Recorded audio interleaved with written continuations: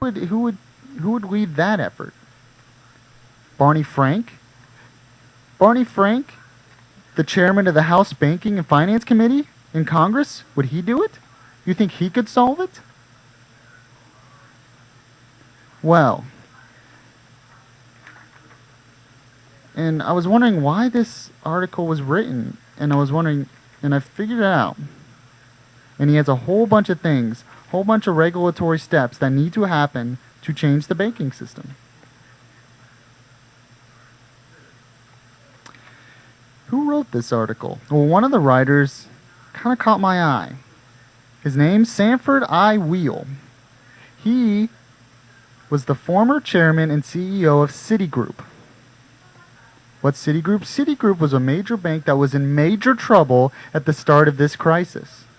He was a CEO during the times when this bank almost failed. Why are we listening to these people? We're going to listen to someone who had a big part in this, a CEO of a company that almost went bankrupt during it, and yet he's telling us, oh, what we need to change.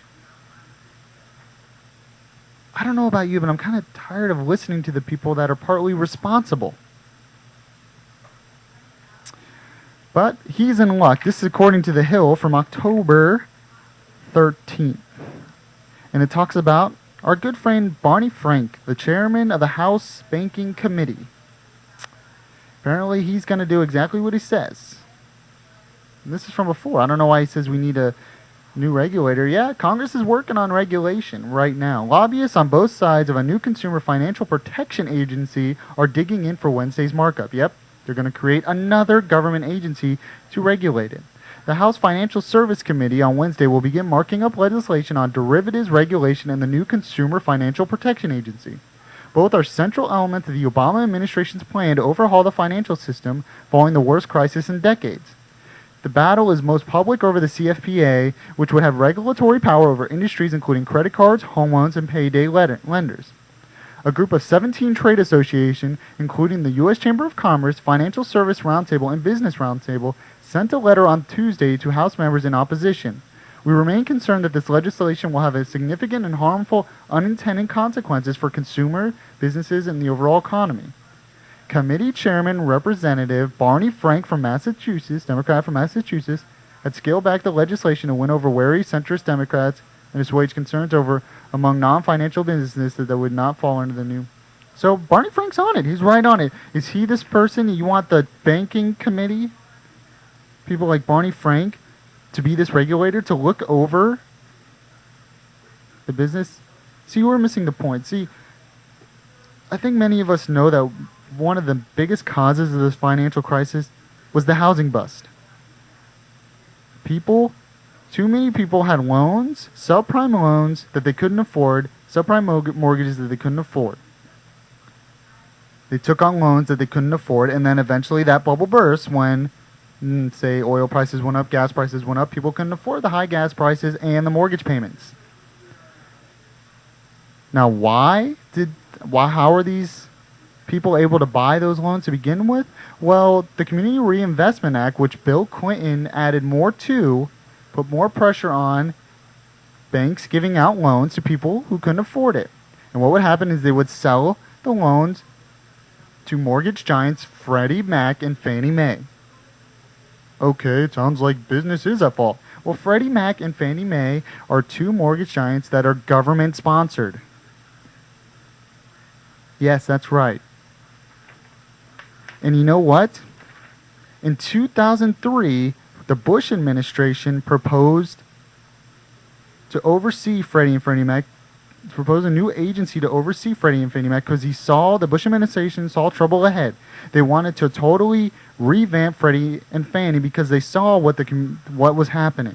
They saw that the housing bubble was going to burst. They saw the damaging effects that was going to have in the economy. That's right. A government-sponsored organization gave out loans, paid for loans that people couldn't afford. Banks invested in those loans. They securitized those loans. They sold derivatives based off those loans. When all that bust, all of it came to. And most of it was because the government got involved in the housing business for political reasons.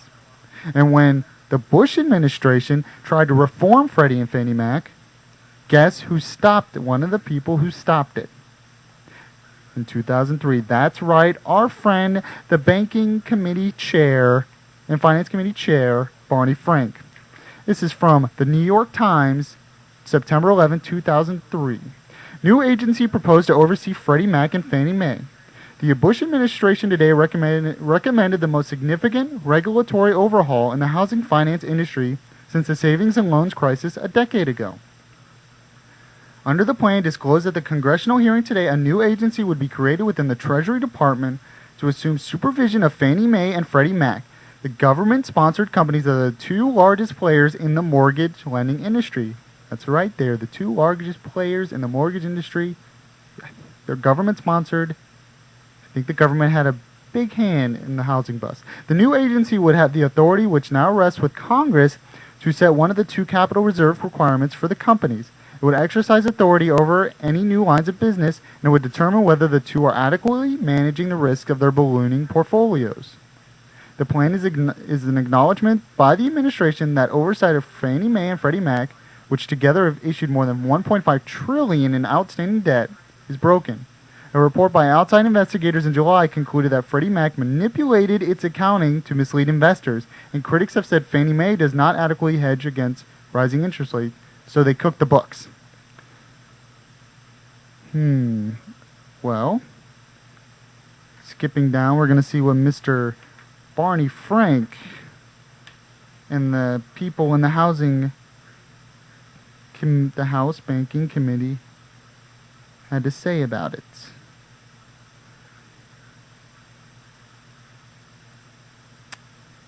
And I lost it. Where is it? Yeah, this is a professional show right here. Oh man, was it on the third page? Oh my gosh, I know what's in here. Hold on, folks, hold on. Man.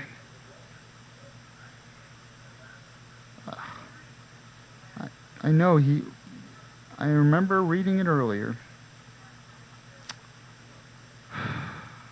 Well, I'm going to have to look it up after the break, but basically, Barney Frank said that the crisis was over-exaggerating, that Freddie and Fannie were not in trouble, and the Banking Committee, and even in the Senate, said the same thing. They said it was over-exaggerated, and they didn't want to reform it, and they stopped reform. What happened? Well, the housing bust happened, which created a recession in the economy, and now we have the same people that were responsible for this, the CEO of Citigroup and the chairman of the Banking Committee, Barney Frank, trying to create new regulation. How about we get rid of them, put new people in who aren't responsible at all?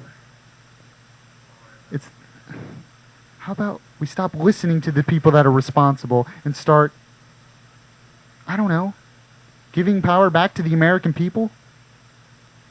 Just a thought. I'm going to find the exact quote over the break. You're listening Michael Yaffee program, wnsc.ucf.edu. Oh, I got the CD. Online radio.